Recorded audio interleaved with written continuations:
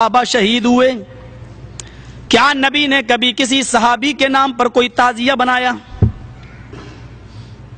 جنگ احد کے اندر 70 صحابہ شہید ہوئے،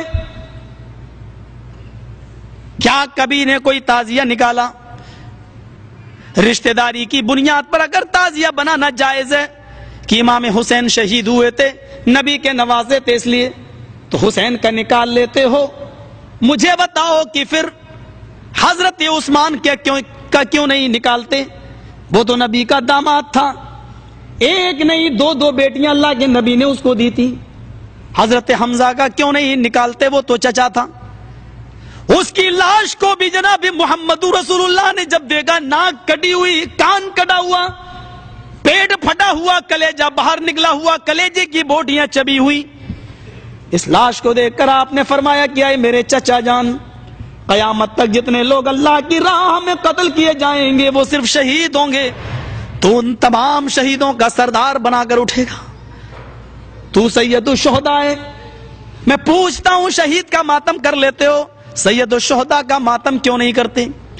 بات مجھے صرف اتنی کرنی ہے کہ میرا نبی اگر اپنی طرف سے کوئی بات کہہ دے تو اللہ کے ہم اس کی بھی رگے دل کاٹ ڈالیں۔ جن لوگوں نے دین پیش کر کر کے بناوٹی باتوں کو دین میں شامل کیا، ان کٹھ ملاؤں کا کیا حال ہوگا؟ یہ شرک ہے۔ لَئِنْ أَشْرَكْتَ لَيَحْبَطَنَّ عَمَلُكَ، آئے نبی شرک کریں گے تو آپ کے بھی عمل برباد ہو جائیں گے۔ میں نے وہ آیت پڑھی تھی، وَلَا تَدْعُ مِن دُونِ اللَّهِ، آئے نبی اس ذات کو مت پکارو، وَلَا تَدْعُ مِن دُونِ اللَّهِ، اور تم اللہ کو چھوڑ کر کسی ایسی ہستی کو نہ پکارو، مَا لَا يَنْفَعُكَ، جو تمہیں نہ نفع دے سکتی ہے نہ نقصان۔ پہلے اللہ کا اصول یہی ہے، پہلے وارننگ دے دی، کیئرفل کر دیا، ہوشیار، پھر کہا کسی کو مت پکارنا، پھر کیا کہا؟ فَإِن فَعَلْتَ، دیکھیں انداز دیکھیں، فَإِن فَعَلْتَ فَإِنَّكَ إِذًا مِّنَ الظَّالِمِينَ، میرے منع کرنے کے باوجود بھی اگر تم نہ مانے اور مجھے چھوڑ کر غیر کو پکارتے رہے، إِنَّكَ إِذًا مِّنَ الظَّالِمِينَ، تب تمہارا شمار ظالموں میں ہوگا، ظالموں میں لکھے جاؤ گے۔ پر بھی جس میں یدعون کا لفظ تدعون جمع مذکر حاضر کے صیغے کے ساتھ موجود ہے، ان الذین تدعون من دون اللہ لن یخلقوا ذبابا ولو اجتمعوا له وان یسلبهم الذباب شیئا لا یستنقذوه منه ضعف الطالب والمطلوب۔ جو لوگ اللہ کو چھوڑ کر کسی دوسری ہستی کو پکارتے ہیں، ان الذین تدعون من دون اللہ، اللہ کو چھوڑ کر تم جن کو بھی پکار رہے ہو، لن یخلقوا ذبابا، ایک مکھی بھی پیدا نہیں کر سکتے، اور لا یخلقو نہیں کہا، لن کہا، لن یخلقو، ہرگز ایک مکھی پیدا نہیں کر سکتے، اور ذبابن کہا ہے، نکرہ استعمال کیا، ایک مکھی بھی پیدا نہیں کر سکتے۔ اور ایک مکھی کو پیدا کرنے کے لیے چیلنج کتنا بڑا، وَلَوِ اجْتَمَعُوا لَهُ، لہو میں ہو ضمیر کا مرجع وہی ذباب ہے، اس ایک مکھی کو پیدا کرنے کے لیے سارے کے سارے جمع ہو جائیں۔ علامہ احسان الہی ظہیر نے اس کا ترجمہ کیا تھا، کشمیر سے کنیا کماری تک تمہارے سارے بابا مل جائیں۔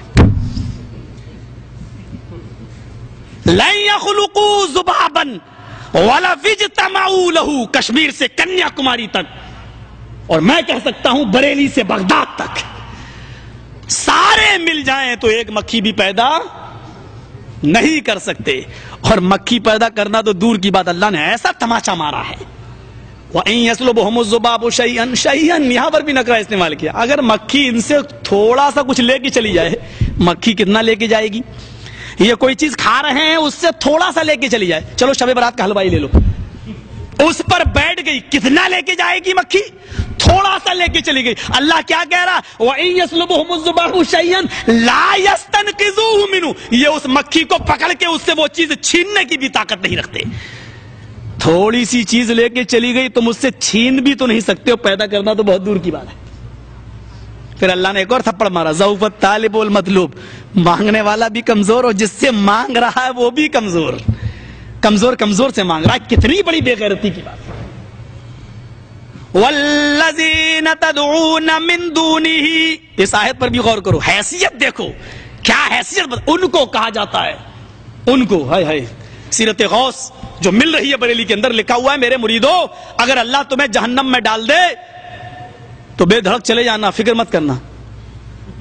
کیا بات کہہ رہے ہو تم؟ صاحب جواب کیا دیتے ہیں؟ یہ لوگوں نے الزام لگایا ہے. پیر صاحب کا جواب کیا تھا؟ اللہ اگر تمہیں جہنم میں ڈال دے تو چلے جانا، گھبرانا نہیں. میں جہنم میں تھوک دوں گا، جہنم ٹھنڈی ہو جائے گی. میں جہنم میں تھوک دوں گا، جہنم ٹھنڈی ہو جائے گی. جن کے عقیدے یہ ہوں ان کو سیکھنا چاہیے جناب محمد رسول اللہ کا عقیدہ. ان کو سیکھنا چاہیے جناب محمد رسول اللہ کا اصول. آپ اپنی بیٹی سے کہہ رہے ہیں یا فاطمہ بنت محمد انقذی نفسک من النار سلینی من مالی ما شئتی انی لا اغنی عنک من اللہ شیئا.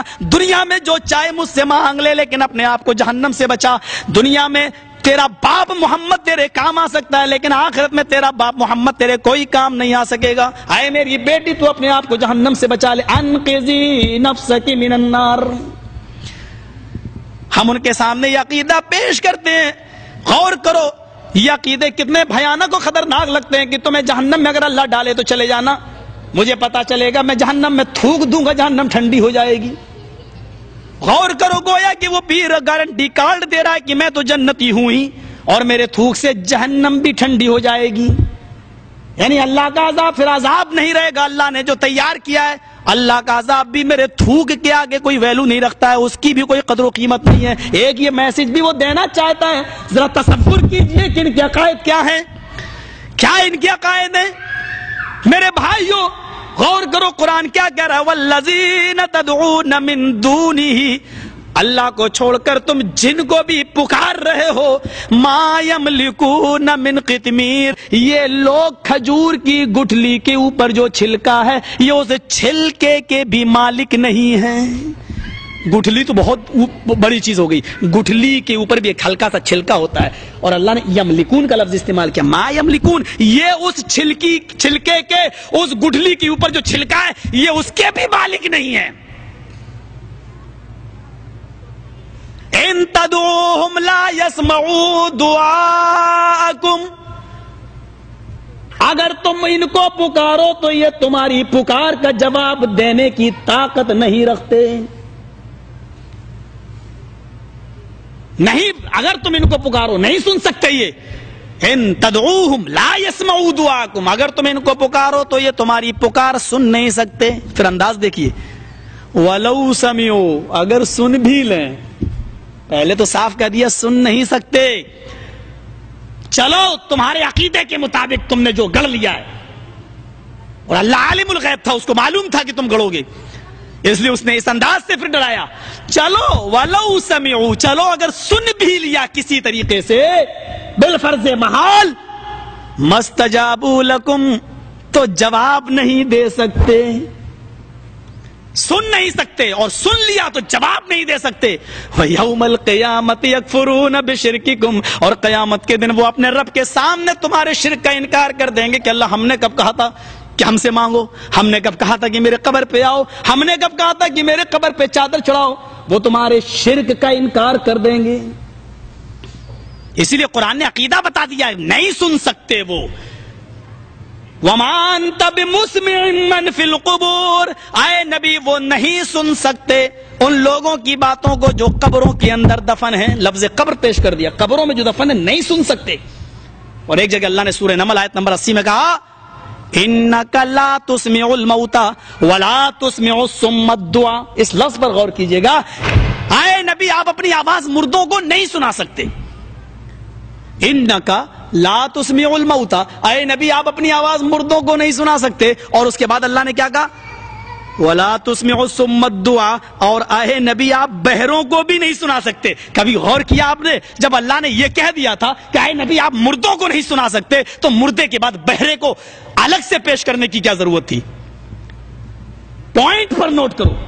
اے نبی آپ مردوں کو اپنی آواز نہیں سنا سکتے. انک لا تسمع الموتى، جاؤ قرآن اٹھاؤ سورہ نمل آیت نمبر 80. ترجمہ دیکھ لو، اے نبی تم مردوں کو نہیں سنا سکتے. ولا تسمع الصم الدعاء، بہروں کو بھی نہیں سنا سکتے. جب کہہ دیا تھا مردوں کو نہیں سنا سکتے تو بہروں کو کیوں کہا اللہ نے کہ بہروں کو نہیں سنا سکتے؟ کیونکہ بہرے کے پاس صرف ایک طاقت نہیں ہوتی اور ساری طاقتیں ہوتی ہیں. اللہ صرف اس کے کان انسان کی سمات کو سلب کرتا ہے، بقیہ ساری طاقتیں اس کی موجود ہیں. وہ ہاتھ سے پکڑ سکتا ہے، پیر سے چل سکتا ہے، زبان سے بول بھی سکتا ہے، آنکھ سے دیکھ بھی سکتا ہے، ذہن سے سوچ بھی سکتا ہے، کھا بھی سکتا ہے. اس کے پاس چلنے کی طاقت ہے، اس کے پاس اٹھنے کی، بیٹھنے کی، سونے کی طاقت ہے، کھانے پینے کی طاقت ہے، بولنے کی طاقت ہے، دیکھنے کی طاقت ہے. ہم نے اس کو ساری طاقتیں دی ہیں، صرف ایک طاقت اس سے چھینی ہے، سننے کی. صرف سماعت کو ہم نے سلب کیا ہے. اے نبی، جس سے ہم صرف ایک طاقت چھینتے ہیں، سماعت، اور ساری طاقتیں اس کے پاس موجود ہیں. جس سے ایک طاقت چھینی ہو اس کو آپ نہیں سنا سکتے، اور جس کی ساری طاقتوں کو ہم نے چھین لیا ہو اس کو آپ کیا سنا پائیں گے؟ ایک طاقت جس کے چھینی ہو اس کو آپ نہیں سنا سکتے، اور جس سے ساری طاقتیں ہم نے سلب کر لی ہوں اس کو آپ کیا سنا پائیں گے؟ اتنی موٹی سی باتیں. لیکن نہیں ولی صاحب، آپ کی ساری باتیں صحیح، لیکن ہم تو 9 9 19 کہیں گے، ہمارے باپ نے 18 بتایا ہی نہیں ہے. ہم تو وہی کہیں گے، بابا تیرے در پہ آیا ہوں تو جھولا جھولی بھر کے جاؤں گا. بے شمار واقعہ.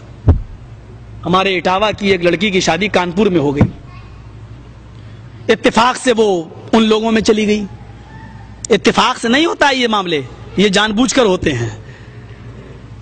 دینداری نہیں دیکھا جائے گا. جب یہ دیکھا جائے گا پراپرٹی ملے، زمین ملے، جائیداد ملے، میری لڑکی سکون سے رہے، تو وہ یہ نہیں دیکھتا پھر باپ کی میں اپنی لڑکی کی شادی کہاں کر رہا ہوں، یہ نہیں دیکھتا. بہرحال وہ چلی گئی، لیکن مطالعہ اس کا اچھا تھا. 4 سال تک بیٹی بیٹا کچھ نہیں ہوا. اس کے گھر میں جو اس کی نند تھی وہ بہت کہتی تھی چلو ہمارے ہاں ایک بابا ہیں ان کے پاس چلو، جو جاتا خالی ہاتھ نہیں لوٹتا، انشاءاللہ تمہیں بھی بیٹا بیٹی ضرور ملے. اور وہ نہیں جاتی تھی. ایک دن وہ غصے میں اپنے بھائی سے کہنے لگی اس کو چھوڑو، طلاق دو. جب بیٹا بیٹی کچھ نہیں ہو رہا، یہ جاتی بھی نہیں ہے، چلو دوسری شادی کر لو، اس کو طلاق دے دو. اس نے جب طلاق کا نام سنا تو چڑھ بیٹھی اپنی نند کے اوپر اور بولی اے تجھے اپنے بابا پہ بہت بھروسہ ہے کیا؟ بولی ہاں.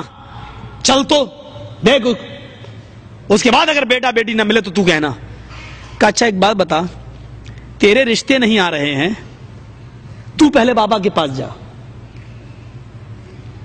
تو کہا دیکھو بھابھی میرا مذاق مت اڑاؤ، تم جانتی ہو میرے رشتے تو آ رہے ہیں لیکن اس کے بعد ختم ہو جاتے ہیں. کہا کیوں؟ کہا بھائی میری شکل اچھی نہیں ہے، میں کالی ہوں، آج کل لڑکے چاہتے ہیں کہ گوری لڑکی ملے، خوبصورت ملے. کہا اچھا اس لیے تیرے رشتے ختم ہو رہے ہیں؟ کہاں.